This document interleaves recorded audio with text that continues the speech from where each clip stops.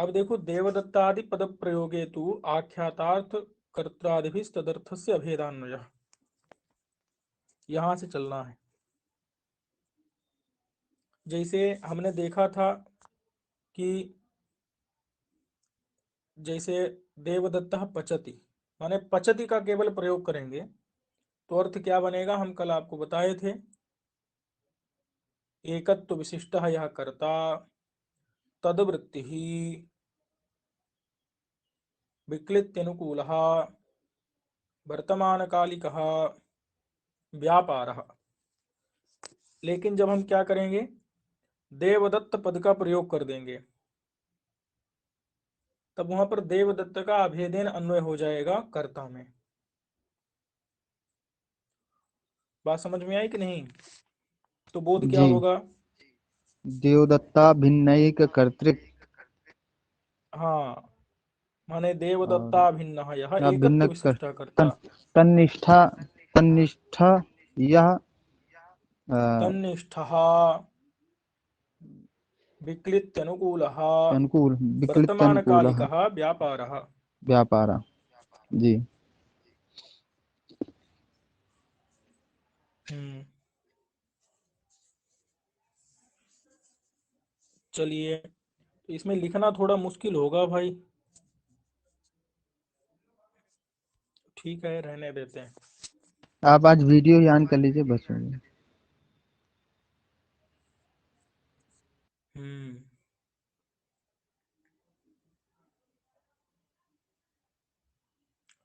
चलो ठीक है।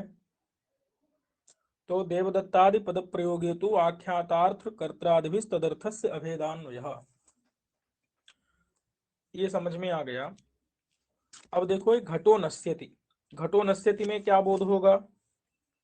तो यहाँ पर घट का अभेदेन अन्वय हो जाएगा आश्रय में, तिवर्थ आश्रय में। और भाई जब बोलना हुआ करे तो क्या करना, अपना हाथ उठा देना। तो घट का अभेदेन अन्वय जो है नश्यति में, जो ती है, उस ती का अर्थ क्या है? आश्रय। उस आश्रय में घट का अभेदेन अन्वय हो जाएगा। तो घटा भिन्न यह आश्रय, और एकत्व विशिष्ट भी कहेंगे हम, क्योंकि ती का अर्थ एकत्व भी है। उस एकत्व का भी अन्वय कहाँ होगा? आश्रय में होगा। जैसे पचती की प्रक्रिया हम कल आपको बताए थे, उसी प्रकार से इसको देख लीजिए तो समझ में आ जाएगा। देखो, जो नश्यति है ना, जी। एक मिनट, घटो नश्यति, यहाँ पर ती का अर्थ क्या है? ती का अर्थ संख्या भी है और आश्रय भी है। संख्या, जी। एकत्व एकत्व संख्या है, और इस ती और का अर्थ आश्रय क्या है? आश्रय।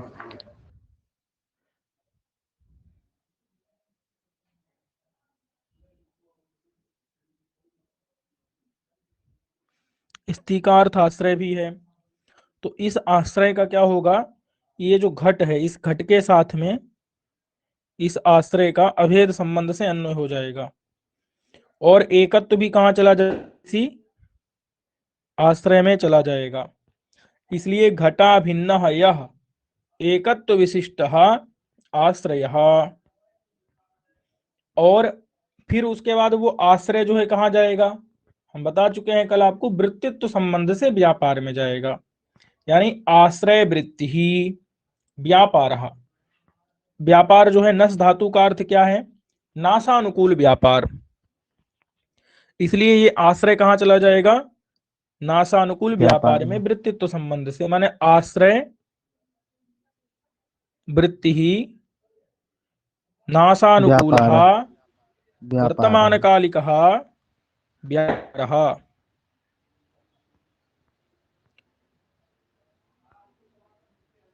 जी। तो चलिए, घटा अब कह रहे घटा हैं कि वो भिन्न व्यापार क्या होगा, एकात्म। नासानुकूल जी। व्यापार क्या होगा? तो सच व्यापार प्रतियोगित्व विशिष्ट नाश सामग्री समवधानम। देखो भाई, अगर किसी को कुछ बोलना है तो पहले वो हाथ उठाएगा और फिर बोलेगा।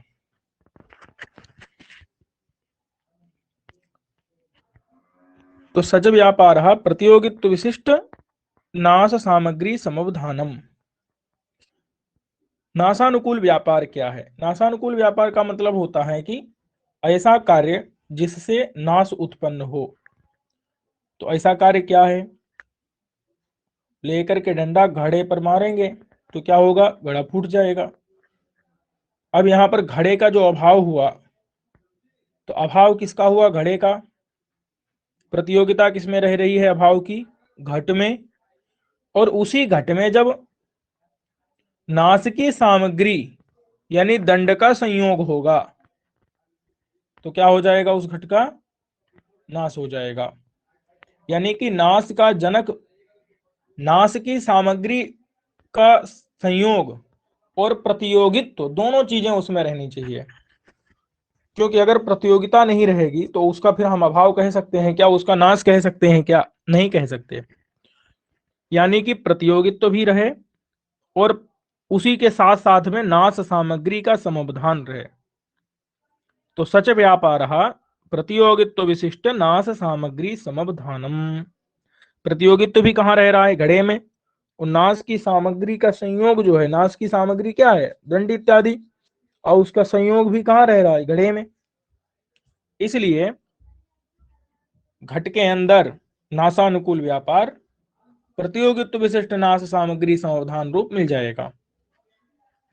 और इसी प्रकार का हम व्यापार जब मानते हैं, इसीलिए तस्याम सत्याम नश्यति, माने सामग्री जब रहती है, तस्याम सत्याम माने सामग्री सामग्र्याम सत्याम नश्यति, ये प्रयोग होता है।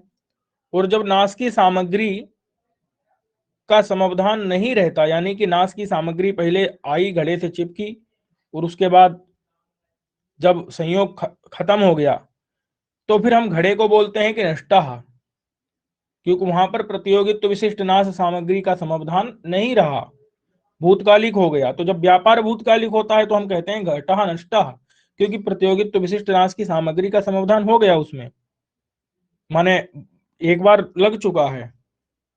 तो अब जब लग चुका माने व्यापार हो गया तो फिर घड़े का काम तमाम हो गया, इसलिए बोलेंगे वहां घटः नष्टः। और यदि हम कहेंगे कि अभी प्रतियोगित्व विशिष्ट नाश की सामग्री होने वाली है, होने वाली है का मतलब है कि घड़े से वो जब टकराएगी, समाधान होगा, जब नाश सामग्री दंड का घट के साथ में समाधान होने वाला है, तो हम बोलेंगे घड़ा नष्ट होने वाला है। घटो नंक्षति, तदभावित्व मैंने सामग्री जब होगी भविष्य काल अवच्छिन्न है, इसलिए हम कहते हैं घटः नंक्षति, माने घट नष्ट हो जाएगा। ये प्रयोग होता है। अब भाई यहां पर कुछ पूछना है तो बोलो। भैया एक बार ये मतलब तदत्यय एक बार और बता दीजिए, ये वाला अतएव तस्याम सत्याम नश्यति, ये तो ठीक है। मतलब जब प्रतियोगी तो विशिष्ट नाश सामग्री वर्तमान काल में रहेगी तो नश्यति ऐसा प्रयोग करेंगे। हाँ, और जब फिर प्रतियोगित्व अत्यय। विशिष्ट नाश की सामग्री घट के साथ में होगी तो हम प्रयोग करेंगे कि नश्यति। नश्यति का मतलब अभी नष्ट हो रहा है, जहां उससे दंड का संयोग हुआ उसी क्षण में ना नष्ट होगा, उसी क्षण के लिए हम प्रयोग करेंगे नश्यति। और जब वो सामग्री का समाधान हो चुका है, तस्याम सत्याम मतलब उसके होने पर वो हो गया, समाधान हो गया, तो अब हम कहेंगे नष्टः। नहीं समझे? तदत्यय लिखा है, तदत्यय अरे नष्ट। हाँ, तस्याम सत्याम नहीं, तदत्यय। तदत्यय का मतलब है कि नाश की सामग्री का समाधान जो संयोग था, वो संयोग का अत्यय मतलब अब अभाव हो गया। मैंने नाश की सामग्री पहले संयोग हुआ, फिर उस संयोग का क्या हो गया? वो अभाव हो गया, तो हम प्रयोग करेंगे नष्टः। माने जब तात्पर्य यह है कि जब वो नाश की सामग्री का समाधान रूपी व्यापार निष्पन्न हो गया, संपन्न हो गया, भूतकालिक हो गया, तो हम क्या करेंगे? नष्टः कहेंगे। क्यों कहेंगे? क्योंकि जब नाश की सामग्री का समाधान रूपी व्यापार हो गया तो उससे नाश हो जाएगा कि नहीं हो जाएगा? घट का। जी। तो घट का जब नाश हो जाएगा तो उसके लिए हम नष्टः ऐसा प्रयोग करेंगे।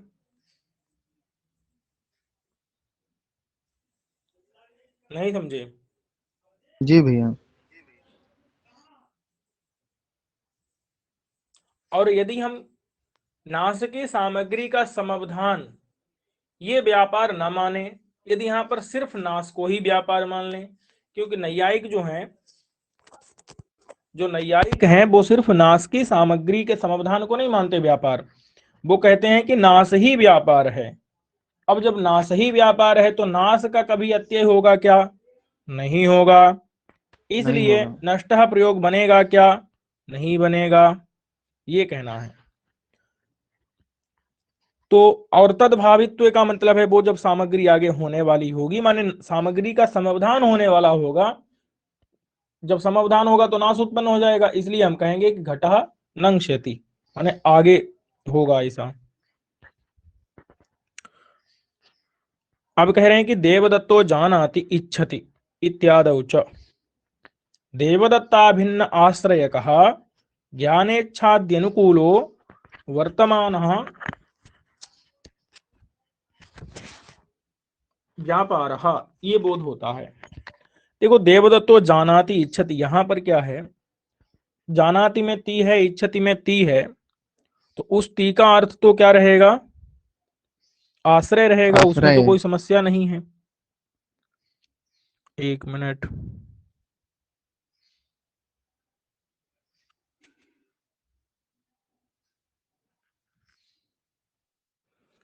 देखो भाई, ये जो ती है, इस ती का अर्थ तो क्या रहना है? आश्रय ही रहना है। और इधर जब क्या रहेगा? देवदत्त रहेगा, तो देवदत्त का अभेदेन आश्रय में अन्वय हो जाएगा, एकत्व भी चला जाएगा आश्रय में, यानी देवदत्ता भिन्न यह एकत्व विशिष्ट आश्रय। और तादृश आश्रय वृत्ति, अब जब रहेगा जानाति तो व्यापार बनेगा ज्ञानानुकूलो व्यापार। जब रहेगा इच्छति तो व्यापार बनेगा इच्छानुकूलो व्यापार। अब यहां पर क्या है कि जानाति में कहा ज्ञानानुकूलो व्यापार, अब वो ज्ञानानुकूल व्यापार है क्या? तो आप ऐसे समझ लो कि ज्ञानानुकूल व्यापार क्या है, पता ही होगा भाई। सभी ज्ञान के प्रति क्या कारण होता है? आत्म आत्म मन संयोग। आत्म मन संयोग। संयोग। आत्म और मन का जो संयोग होता है वो संपूर्ण ज्ञान के प्रति कारण होता है। इसलिए ज्ञानानुकूल व्यापार कहने पर हम आत्म मन संयोग रूप व्यापार ले सकते हैं। इच्छानुकूल व्यापार में तो भैया इच्छा किससे उत्पन्न होती है? इष्ट साधनत्व प्रकारक ज्ञान से इच्छा उत्पन्न होती है। इसलिए इच्छानुकूल व्यापार में हम क्या ले लेंगे? इष्ट साधनत्व प्रकारक ज्ञान ले लेंगे। अच्छा, अब यहां पर क्या है कि ये बात इन लोगों ने ना सोच करके इन्होंने कुछ दूसरा कहा। इनका कहना था कि ये जो ज्ञान है, उस ज्ञान का जनक व्यापार ज्ञानानुकूल व्यापार आत्म मन संयोग रूप व्यापार नहीं, ऐसा कह करके ना कह करके उन्होंने कहा आश्रयता है। क्यों आश्रयता क्यों है भाई? तो देखो, ज्ञान जनिका जो है आश्रयता है। देखो, ज्ञान क्या है? आधेय है। कहाँ रहेगा? देवदत्त की आत्मा में। ज्ञान कहाँ रहेगा? देवदत्त की आत्मा में। तो आत्मा आधार होगी और ज्ञान आधेय होगा। अब बताओ, अगर उस आत्मा के अंदर ज्ञान निरूपित आधारता आश्रयता न रहे तो क्या ज्ञान उत्पन्न हो सकता है? नहीं उत्पन्न हो सकता। ऐसे ही इच्छा निरूपित आश्रयता यदि आत्मा में न रहे तो इच्छा उत्पन्न हो सकती है क्या? नहीं हो सकती। इसलिए इन्होंने व्यापार क्या माना? यहां पर ज्ञान निरूपित आश्रयता को ही ज्ञानजनक व्यापार मान लिया, इच्छा निरूपित आश्रयता को ही इच्छाजनक व्यापार मान लिया। तो यही इन्होंने लिखा है कि बोध तो सामान्य वैसे ही होगा जैसे सब लोगों को होता है। देव माने देवदत्ता भिन्नाश्रय कहा ज्ञाने ज्ञानानुकूलो व्यापार है, देवदत्ता भिन्नाश्रय कहा इच्छानुकूलो वर्तमान कालिका व्यापार। और सच अंततः आश्रयता एव, वो व्यापार जो है वो क्या होगा? आश्रयता रूप ही व्यापार होगा। और उसमें जो है क्रमिकत्व तो नहीं रहने पर भी क्रमिकत्व का आरोप कर लेते हैं। फिर कुछ लोग अन्य भी जो है अर्थ करते हैं ज्ञान रूप व्यापार जो है उसका अन्य आवरण भंगानुकूल जो व्यापार है वही ज्ञानानुकूल व्यापार है, या आवरण भंगानुकूल जो ज्ञान रूपी व्यापार है वो ज्ञान धातु का अर्थ है। तो ऐसा करते हैं तो फिर उसमें समस्या होती है, वो छोड़ते हैं। लेकिन अगर आत्मा मना संयोग रूप मान लेते हैं तो कोई समस्या नहीं है। यदि वो नहीं मानते हैं तो फिर हम आश्रयता को भी मान सकते हैं ज्ञानानुकूल व्यापार के रूप में। अब बताओ भाई, कोई प्रश्न है तो।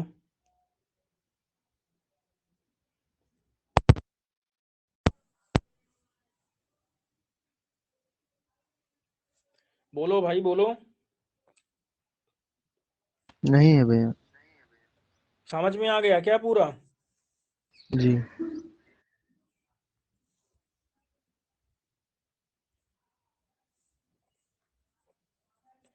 कोई जिज्ञासा हो तो पूछो भाई, पूछ लो, कोई समस्या नहीं। देख, जो चीज समझ में नहीं आई हो तो पूछ सकते हो।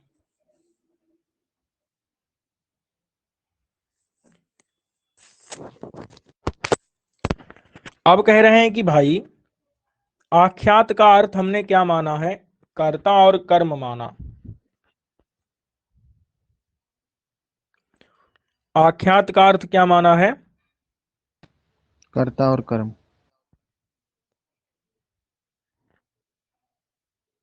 आवाज आ रही है कि नहीं मेरी? जी।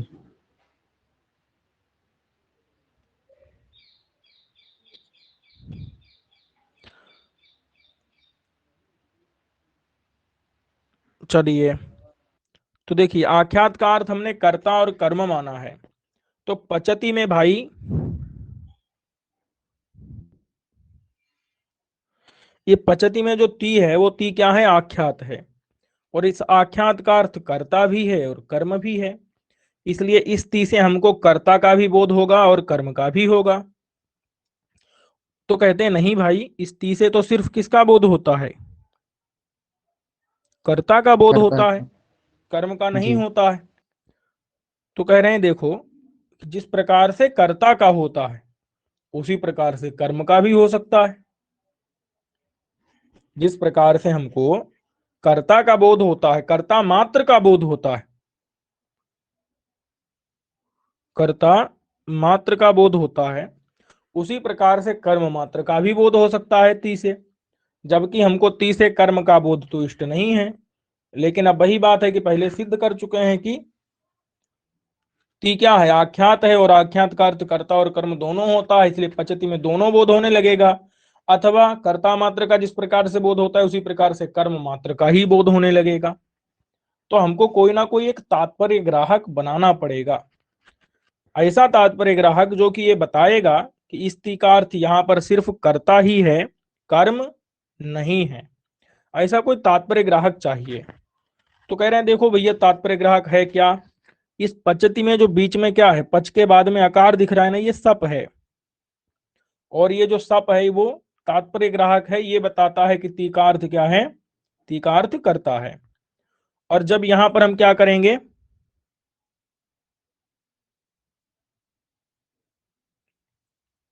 पच्चते कर देंगे, तो यहां जो यक दिख रहा है यक, ये यक बताएगा कि इस तौ का अर्थ क्या है? कर्म मात्र है।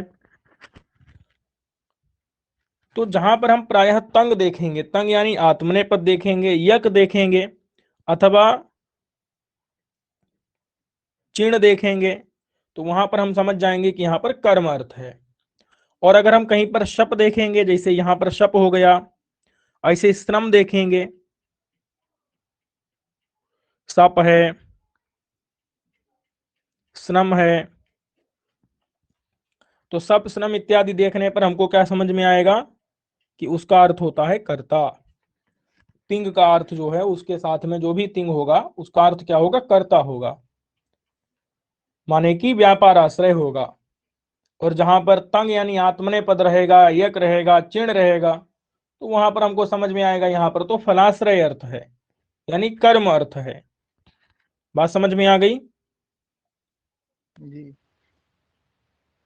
भैया, ये पूछना था कि जैसे एदते है तो एदते में जो तंग रहेगा वो क्या रहेगा?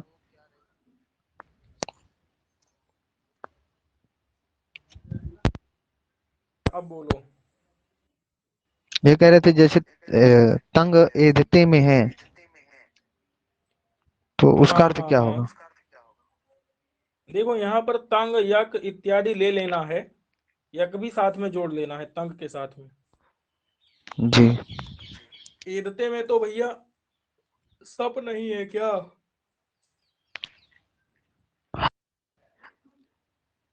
जी।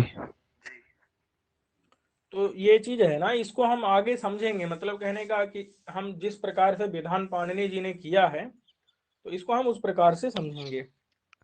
तो वही पूछना है कि मतलब एधते में क्या रहेगा तंग का अर्थ? ईदते में कर्ता अर्थ रहेगा। जी ठीक। तो फल व्यापारयोस्तत्र फले तंग्यक चिणादयः व्यापारे शप्सनमाद्यास्तु द्योतयन्त्याश्रयान्वयम्। माने फल और व्यापार में, उसमें फल में जो है तंग यक और चिण, ये आश्रय के अन्वय को द्योतित करते हैं। और व्यापार में अगर आश्रय का अन्वय करना है, यानी कर्ता अर्थ चाहिए, तो उसमें जो है सप और सनम इत्यादि अगर रहेंगे तो ये आश्रय के अन्वय को द्योतित करते हैं। हाँ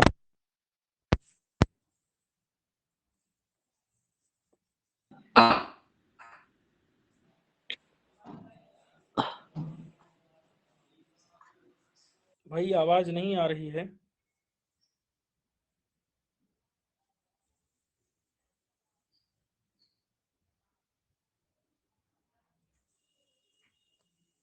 सही है भैया। हेलो हेलो, आपकी आ रही आवाज है नहीं आ भैया, रही थी प्रणाम अभी। भैया। हाँ, मैंने कोई हाथ ऊपर किया था तो उसको क्या पूछना था?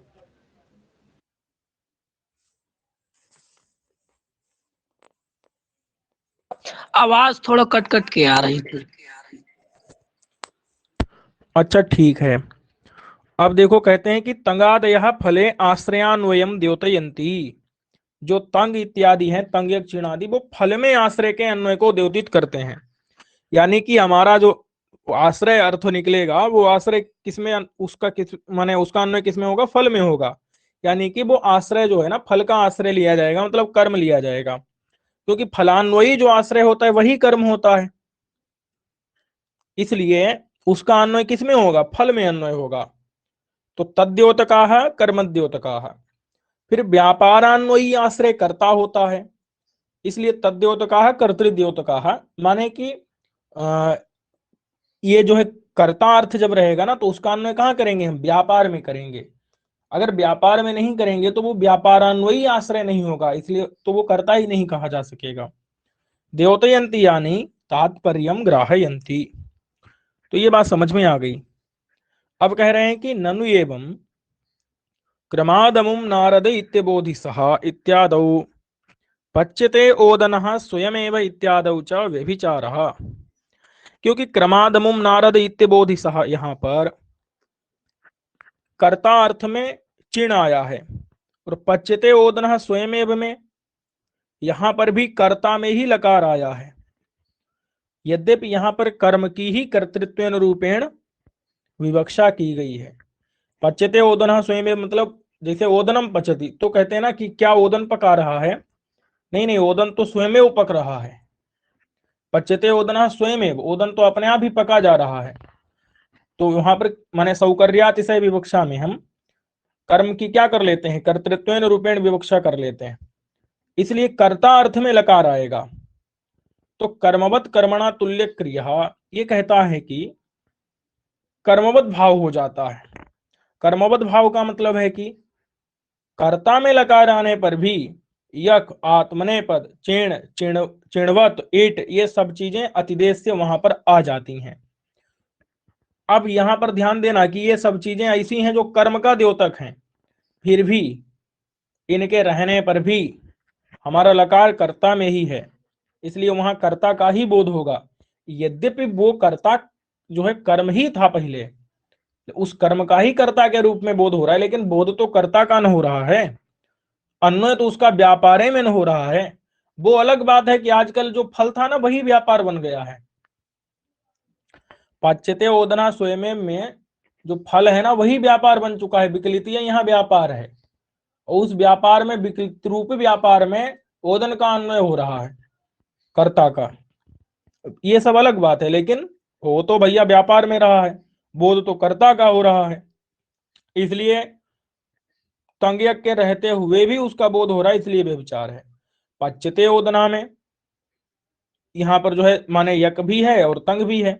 अब क्रमादमुम नारादित्य बोधिसा में अबोधि यहाँ पर जो है बुद्ध धातु से कर्ता अर्थ में लुंग लिखा है इन्होंने, कर्ता में लुंग लिखा है, यानी कि अबोधि का मतलब है कि ऐसा नहीं कि जाना गया, जाना, सह अबोधि, सह मतलब भगवान कृष्ण ने, अबोधि माने जाना, तो वहां पर कृष्ण कर्तृक ज्ञान है, कर्ता अर्थ में वहां प्रत्यय आया है। वहां पर तत्र दीप जन इस सूत्र से चिण हो गया, चिणो लुक से उसका लुक हो गया, लेकिन यहां पर आया प्रत्यय किस अर्थ में है, लुंग प्रत्यय किसमें, कर्ता में आया है।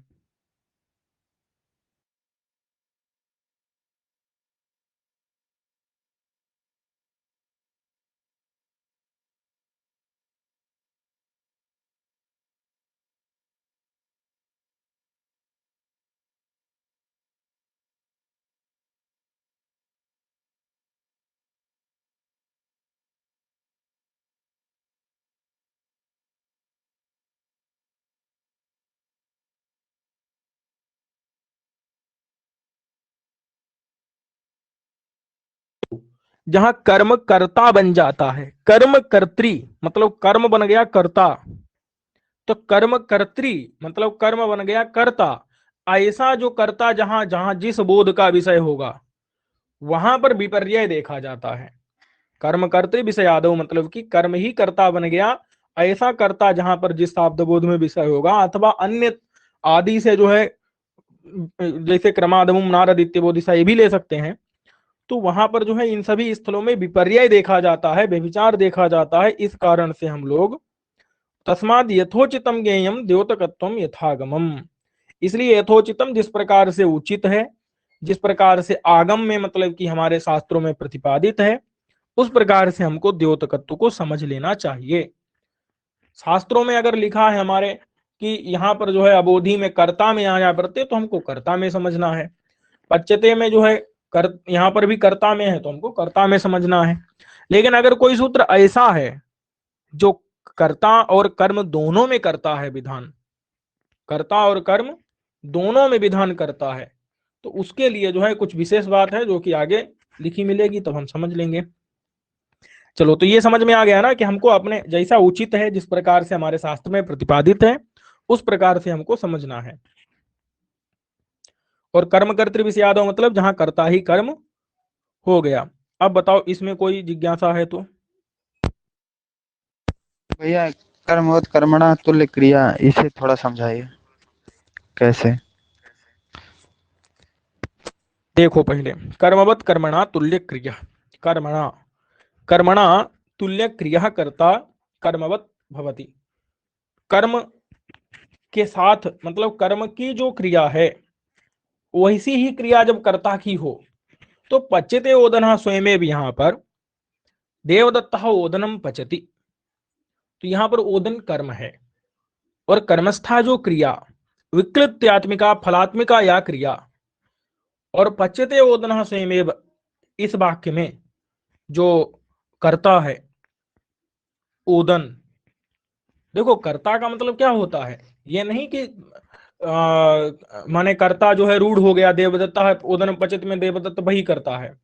लेकिन जब हम देखो धातुवाच्यत्वेन रूपेण फल की विवक्षा करेंगे, तो प्रकृत धातुपात प्रधानीभूत व्यापार जो होगा वो क्या होगा, वो फलात्मक व्यापार होगा, और उस फलात्मक व्यापार का आश्रय ओदन होगा, तो ओदन भी कर्ता हो जाता है।